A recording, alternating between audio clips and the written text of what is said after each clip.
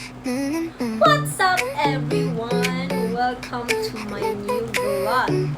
So today guys, dito na ako sa boarding house. As you can see, yes. Ito yung miming ko. Ayan, naglalaro siya, te. So ayun na nga guys, ano ba ang gagawin natin ngayon? So today we will be trying the famous, crispy, juicy, one of a kind, Ilocos Empanada.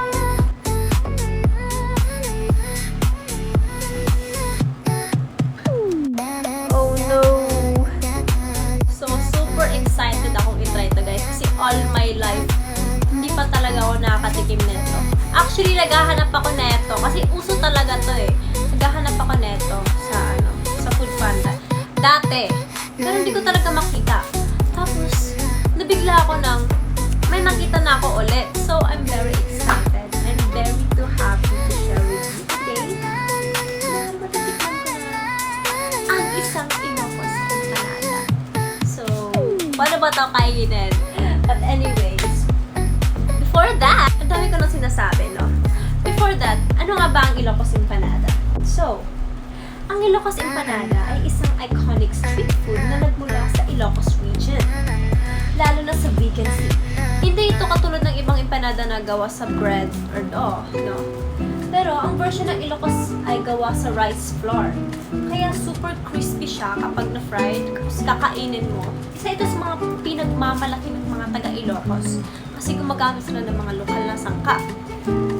Like longganisa at mga, of course, the fresh vegetables. So bakit nga ba magugustuhan ito ng mga turista galing sa Davao if ever na pupunta man tayo sa northern Philippines, no? Para talaga yung mag-travel. So, magugustuhan ng mga taga-Davao, hindi lang taga-Davao, magugustuhan ng mga taga-ibang mundo. I mean, isang mga taga-Davao talaga. Mahilig talaga yung mga taga-Davao sa mga pagkain na flavorful. Alam mo yun? Yung may character, yung flavor, yung may feeling ba? Yung swak sa panlasa, tsaka of course, swak din sa bulsa. So, ayan na. Let's go. Let's start eating this one. Are you ready na, Aizen? Magkakain na tayo. Mag-vlog na tayo. Kainin na natin tong malaking ano. O ikaw yung ano natin ngayon, na? Let's start eating this now. Hindi ko talaga alam paano ko kainin. Ako kasi kapag kakain ako, okay talaga yung gamit ko. Pero, sige, let's go. Nagugas ako ng kamay, guys. Malinis yan siya. Malinis yan. Palagi dapat na maliligo. So, ayun. Kainin natin ito. Kasi ang laki niya pala. Hindi ako nag-expect na ganito kalaki. Pero, sige. Let's go na kaagad.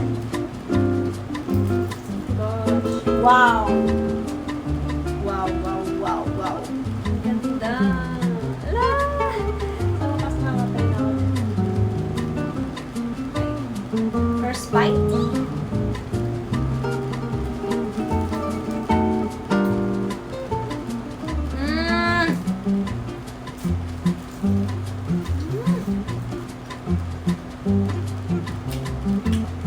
Wow!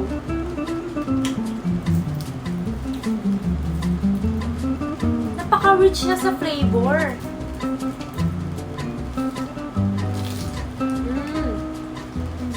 Juicy. Napaka-flavorful na to, guys. You must try this one. Ang sarap niya.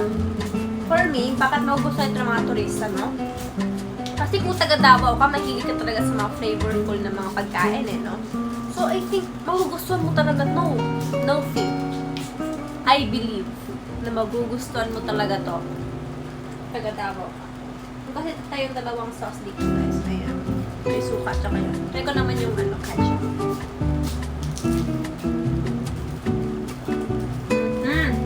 Masarap yung ketchup. Parang nabusog na ako dun, ah. Swak to swak talaga siya, guys. Grabe, ang sarap pala. So, to end this, kung mapadpad ka man sa Ilocos, huwag naman puro selfie lang, puro gala-gala. I swear, guys, you must try their food, their local products. Kasi, behind those every foods, meron yung mga story